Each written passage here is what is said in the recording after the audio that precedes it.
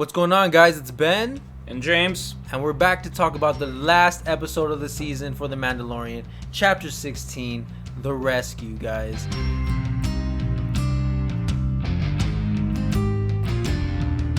By far the best thing in Star Wars I've seen in the last couple of years. And I can't even talk right. I'm just so excited to talk about this episode, get my thoughts out. What did you think about the episode? You guys know me. I'm always negative Nancy. I always gotta nitpick something. Something could have been better. This wasn't done right.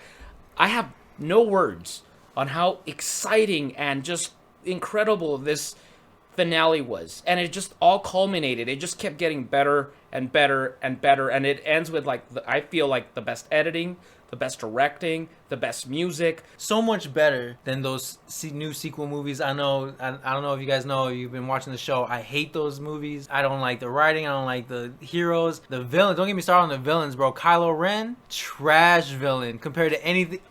The hell? What? Did you forget to pay your bill? Whoa. I felt the negative force in here. Hey, what was that last comment? No, I'm just having a beer first. What was that last comment? James, what was the last comment? That the sequel trilogy sucked. What? The Mandalorian just rocks. What is this? Here's a beer, man. Just go ahead. This is not an offer to enforce. What upsets me is that Grogu's getting more TikTok views than I'd ever be. Well, did you see the last finale for The Mandalorian? Unfortunately. You want to talk about it? Maybe. Sit down, join us. Have that beer. Let's go. Alright, Kylo, so why don't you show everybody your beautiful face to see who you really are? Oh, snap. It's my cousin. It's my cousin Michael. How you guys doing? He just wanted to join in and talk about the episode, man. The episode's got everybody so hyped. Easily best Star Wars in decades, I would say. Much respect. Better than the sequel trilogy that I felt like was just one giant toy commercial. But it's just been missing a magic. Star Wars has gotten so bogged down in its mythology, trying to explain this and that, and in a way they don't explain anything, which pisses people off. You know, cinematic blue balls here. You hit it on the head, bro. Yeah. Magic. That's like the only thing I can think of watching. Yeah. Rewatching it. I rewatched it like 4 times now. It's incredible. What do you think? What was your overall? Ben, I'm going to agree with you. I think it's grabbed the attention of a lot of audience, and I think it's really brought not only the younger generation, but gave the respect to the older generation. Yes. I think that's what they've been wanting. From the very beginning of this episode, it draws you in, man. It starts with it just looks like Star Wars. You see the Slave One blasting its way through my favorite ship in all of Star Wars, maybe in the whole of sci-fi, the Lambda Imperial shuttle. And then to see James's favorite ship, you just launched right into this like space fight. They board this ship. They got Dr. Pershing on there, and they got these 2 Imperial pilots. So I was like, why are they wearing silly hats? So like, where are their cool like pilot helmets? Yeah, those are like pilot cloth hats. I don't know how much of a badass you can feel wearing that thing, but this dude obviously felt like a real badass. He felt like he had the clone dude, and he was like, he's important. I don't know why I've seen this episode like 8 times. I really love that actor. That dude is just such a creep. He's such a and they just sells this whole concept of how the Imperials are so brainwashed. So after they capture that Imperial ship, they capture Dr. Pershing. They need to form an alliance, and they go back to Bo-Katan and her having a beer. Yeah, she's always kicking back. I'm actually worried about her. But she's there with her little underling, Casca Reeves, I believe her name, that wrestler girl. Sasha Banks. Yeah, and they're there like, hey, I need your help. And then all uppity Miss Drinking Problem over here is like, some of us aren't bounty hunters. Some of us serve a higher purpose. I was like, whoa, chill. Like, yeah, you haven't even told me hi. like, dude, you've lost control of your planet twice. Mm-hmm. Beggars can't be choosers. If you got 2 dudes in their prime, willing, you help them, they help you kind of thing. Yeah. Take it. Especially if Mandalorians are so rare at this point. But it's an awesome scene to see all of them in that scene. All these Mandalorians, all of them in their armor. It's like really cool. It's a really cool scene that plays out. We get Boba Fett standing up to them. He ain't no bitch. He ain't gonna stand down. He's gonna fight. If you want to fight, Boba Fett's gonna fight you. From there, Mandalorian tells Bo-Katan that this Moff Gideon dude, he has the baby, and we could use that cruiser. You guys could use that cruiser to help take over Mandalore. And so, bam, there we go. Now we got our crew, our ragtag crew, sans the dude from Bo-Katan's crew. I don't know what happened to him. We don't know what happened to him. He's off with his wife or girlfriend or something. He's out with his side piece. Now that we're bringing in Boba Fett. First things first, guys, I would like to take a drink in the honor of Jeremy Bulloch, the first Boba Fett from the original trilogy, the actor. He passed away the day of the season finale. That's crazy. Premiere. Cheers. 75 years old, but cheers to my boy. Legendary bounty hunter. Well, like you guys were saying, I mean, that's an overall great scene. It was a bar fight. I mean, anybody does not like a bar fight. I don't know who that would be. But the tension was there. Obviously, a bar fight was going to happen. I don't know who had more alcohol in them. Obviously, the ones that were sitting down. The guys were pretty, They were fresh off a trip. Yeah, we're sober, So, you would think we had this upper hand, but it does set the character role. They don't back down to nobody. They got strong personalities as a woman. I'm not backing down just because you're a man. Yeah. Or you're a Ro. Like you said about the kid, as soon as they brought up the kid, it's throughout every part of the episodes, every chapter. Mm-hmm. Mandalorian brings up about a kid, and everybody's willing to drop everything.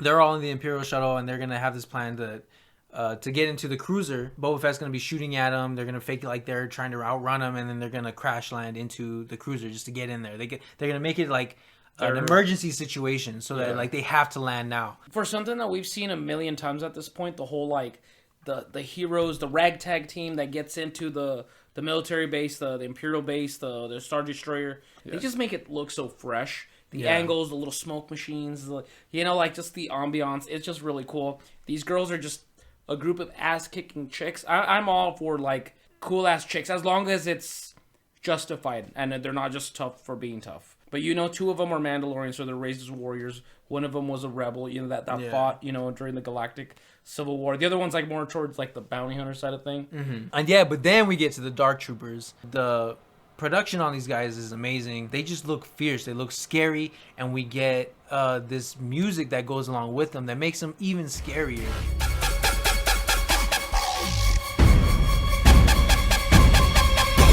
Their theme music is some of the he just keeps topping himself. What's his name? Ludwig Goransson or something like that is writing this amazing music for Star Wars, and he's just like topping himself constantly. So and then one like forces its way through the door. Mando's trying to close it. He doesn't close it in time. One of them forces his way out. The rest get stuck back there. Thank God, because the Mando has a huge amount of trouble just trying to take out this one Dark Trooper out of like 40 or 50 of them that they have stowed on the ship. Yeah. He's trying everything. He's trying to punch him. He's trying to shoot him. His blaster has no effect. He's trying to flamethrower him. His flamethrower has zero effect. Nothing is working against this guy until he's just getting punched into submission into the ship. He's becoming interior of the ship himself by this Dark Trooper. And it's scary shit because we have not seen the Mandalorian take such a beating. No. Besides that, that rhino thing from the first episode, I think. Luckily, he had that spear and he used it to his advantage. I mean, just like in a Rocky scene, it bleeds. No. It's able to be destroyed. He found the method of destroying it, and he did it. But it's hard. It was hard.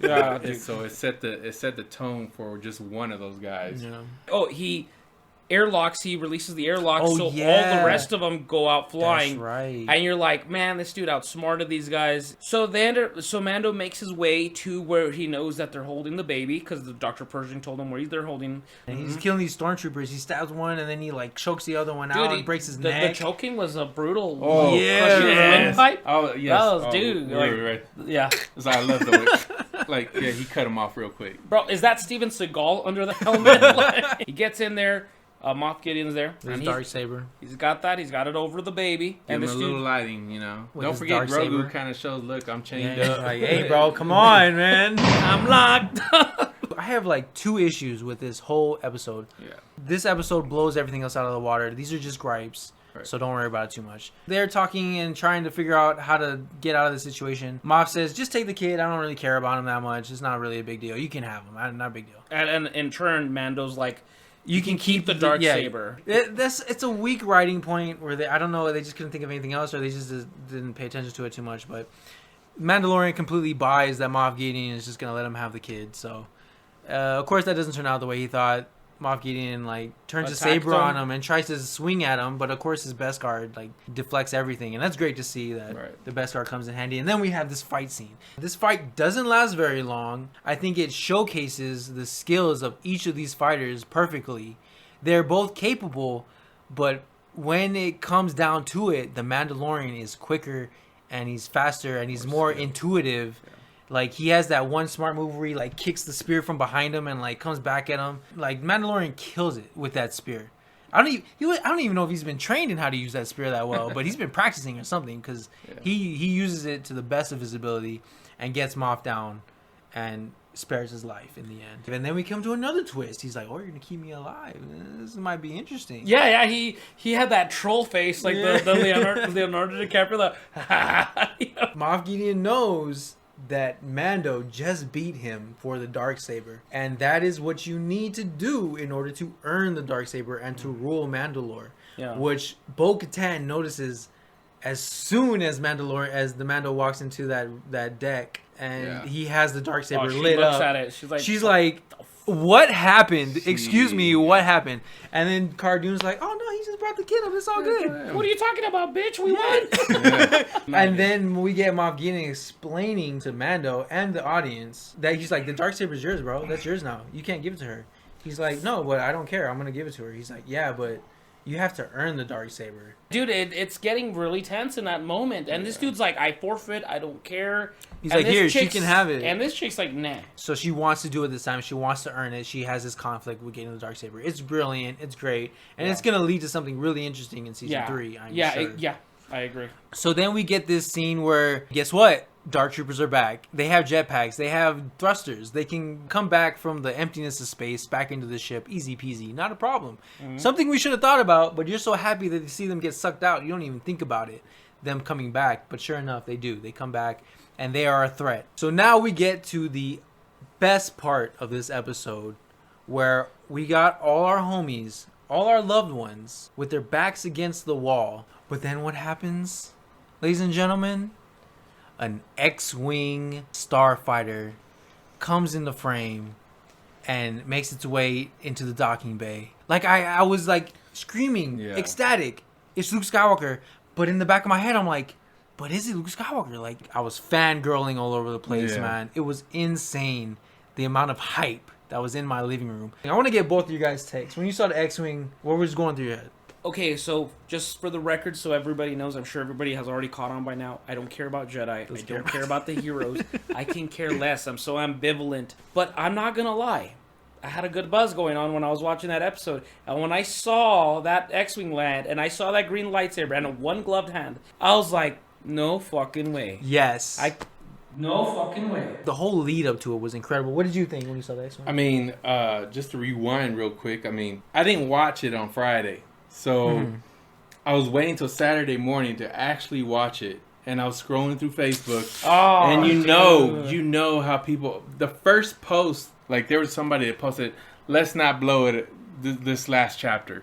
So then it just made me say, all right, I need to get on now before it really gets to the point. Dude, save. To the I point. thought for a second so I stopped somebody right there. I stopped on that scroll and I said, oh, I'm watching it now. Yeah. So it was literally like 8 in the morning.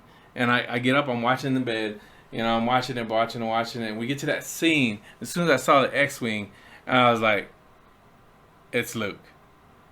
Before he even walked out, I said, it's Luke. For some reason, because I named my kids after, Star Wars, Luke and Leia. Damn. I said, it's got to be Luke.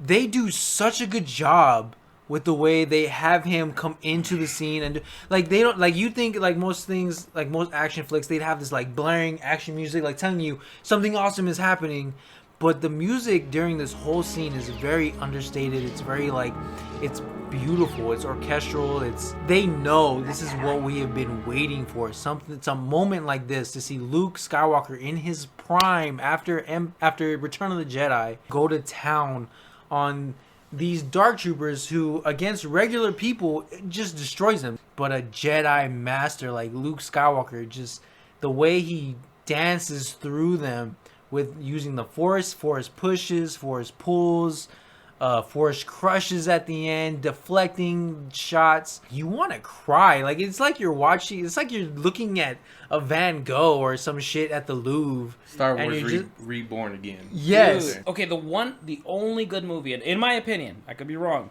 You know, art is subjective. But the only good movie that Disney has ever made with Star Wars is Rogue One.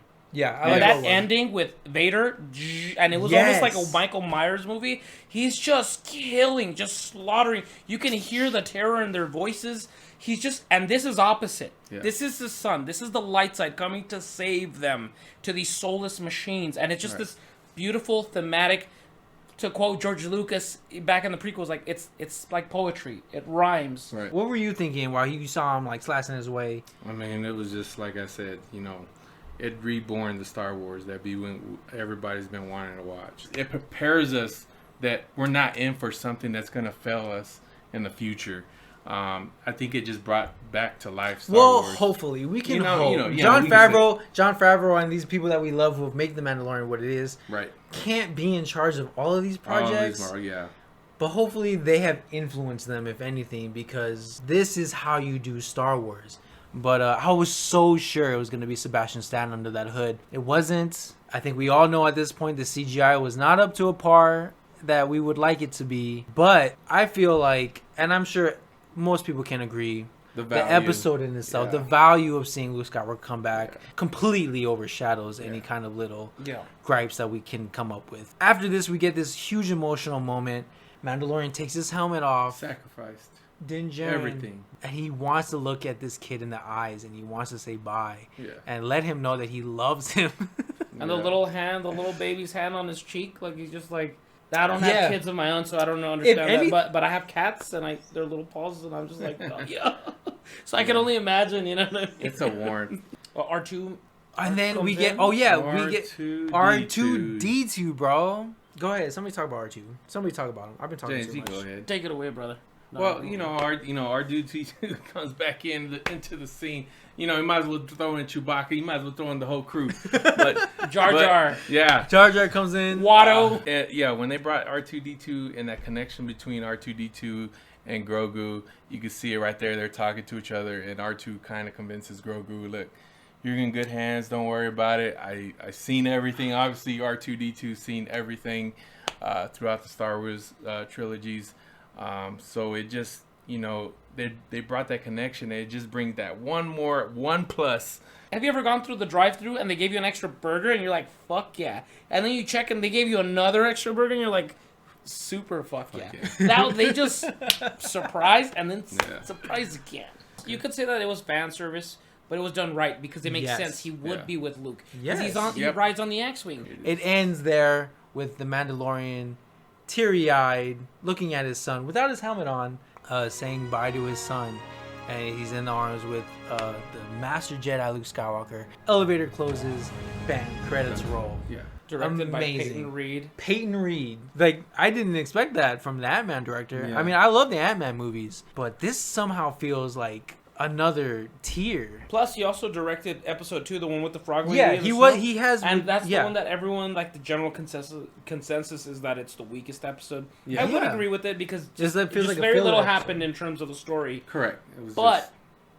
God, this dude has talent. Okay, so I have two gripes with this whole episode. The first one being that Mandalorian bought Moff Gideon's ploy that he was just gonna let him take the baby, and then this second one, I just found it so weird that there was no exchange of contact information during the scene. And it just seemed weird to me. Like, the fact that he just didn't introduce... I just wanted to hear him say, I'm Luke Skywalker.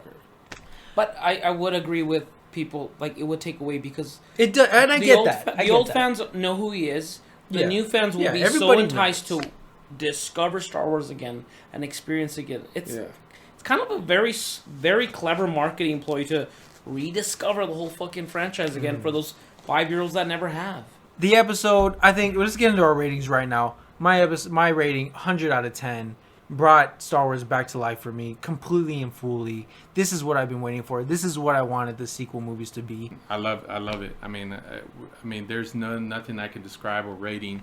This last episode just brought me back home to when I was born, to watching these the first episodes and getting into Star Wars and enjoying it the way I did back then. I hope it continues. It continues on. But yeah, that's my rating right there. Infinity. I think it was fucking spectacular. This is Star Wars. This is Star Wars in a way that should have been done 10 years ago. It respects the past. It brings new characters. It brings new futures. It makes you wonder what's going to happen next time. What's going to happen with Mando? What's going to happen with Bo-Katan? What's going to happen, all this stuff, all these new characters. But at the same time, fuck, you got to see Luke. He didn't overstay his welcome. R2 didn't overstay his welcome. It is adventurous. You gain stuff. You gain this emotional bond, and we all can relate to that, whether we have children or we have pets, friendships. Brothers, it doesn't sisters, matter. mom, exactly. dad. That's the thing about Star Wars. It's so universal. And Disney forgot that. Disney paid billions of dollars for this property, and they made merchandise.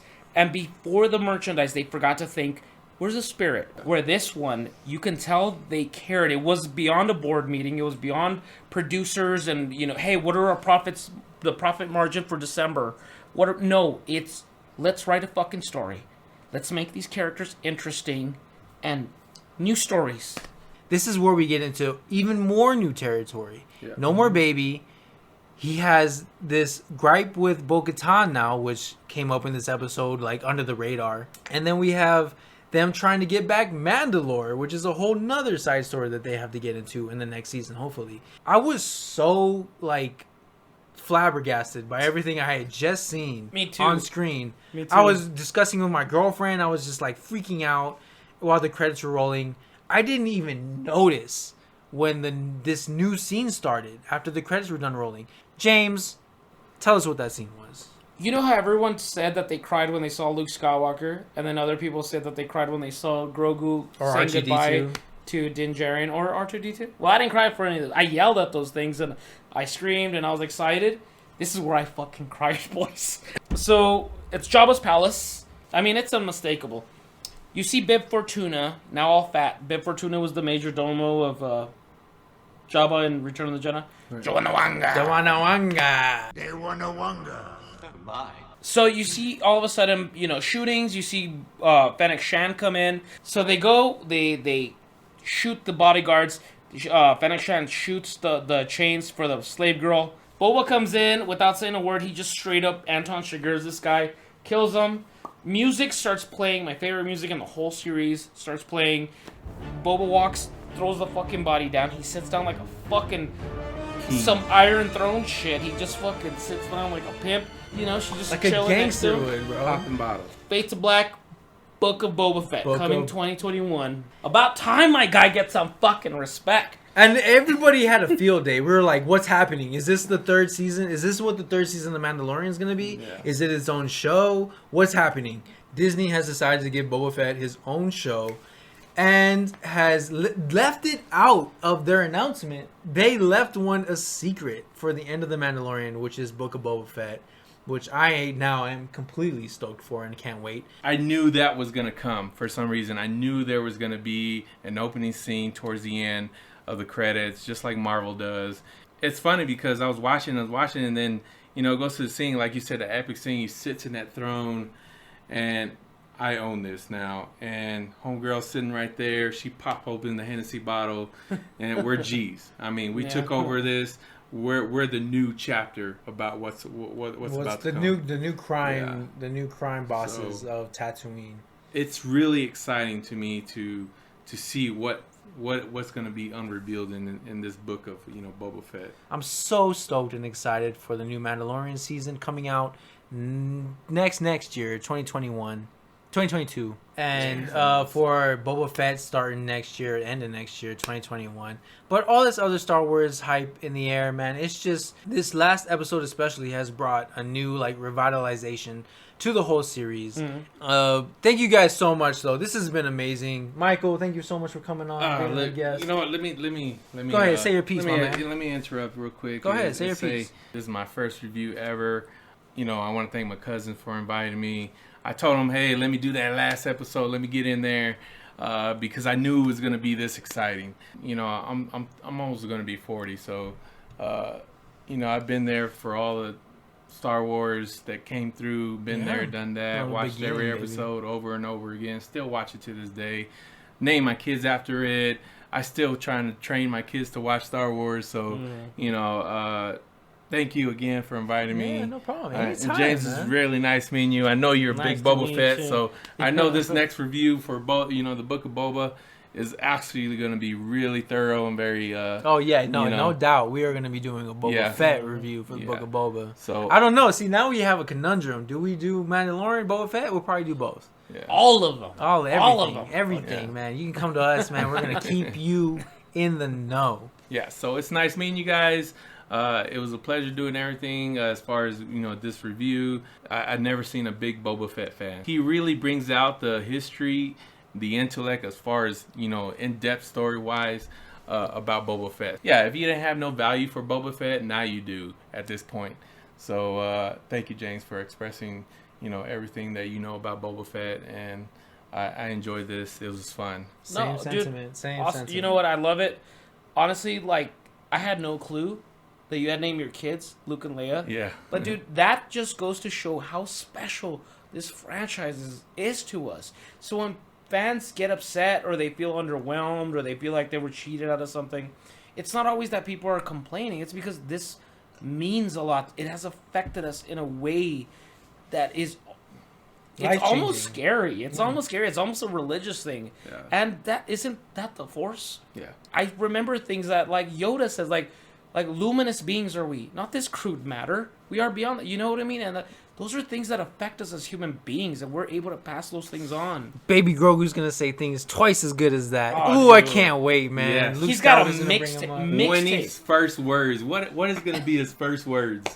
And that's a funny joke that my girlfriend was like. She was like, I wish he would have spoken in that last scene. I wish that was the moment when he could speak and said words. And I was like, he was Luke's here or something. I don't know. All right, guys. Well, thank you so much again. This has been a blast. Last words for you. I mean, I think you said. One last thing is, I'm just gonna throw it out there. It's a hot take. I was wrong, completely wrong about Boba Fett betraying Mando. But my hot take with the Book of Boba is that he's not being a crime.